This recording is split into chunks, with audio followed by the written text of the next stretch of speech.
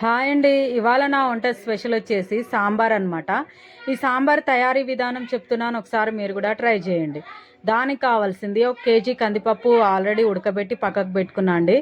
ఇంకా దోసకాయ, మునక్కాయ, టమాటా, ఉల్లిపాయ, పచ్చిమిరపకాయలు, కరివేపాకు, ఇంకా తాలింపు దినుసులు అనమాట. ఇవన్నీ వేసుకొని తగినంత ఆయిల్ వేసి మంచిగా వేయించుకోవాలండి. ఉప్పు, కారం, పసుపు, టేస్ట్కి సరిపడా మసాలాలు ఇవన్నీ వేసుకున్న తర్వాత పప్పు వేసుకోవడమేనండి. మంచిగా మరగబెట్టి లాస్ట్లో కొద్దిగా కొత్తిమీర, పుదీనా కూడా వేసుకున్నామండి. ఈ సాంబార్లో అయితే మా సాంబార్ స్పెషల్ వచ్చేసి ఈ విధంగా అయితే చేసుకున్నాం అనమాట. ఒకసారి నచ్చితే నేను చూపించిన విధానంగా, నేను చెప్పిన విధానంగా అయితే మీరు ట్రై చేయండి. అయితే అండి, ఆ రోజు అయితే ఎన్ని రకాల వంటలు చేసామో మేమైతే అసలు. బగారా రైసు, ఇంకా తలకాయ కాళ్ళు, మటను, బోటి, ఇవన్నీ చేసామన్నమాట. అన్నీ చక్కగా కుదిరినాయండి. ఓకేనా?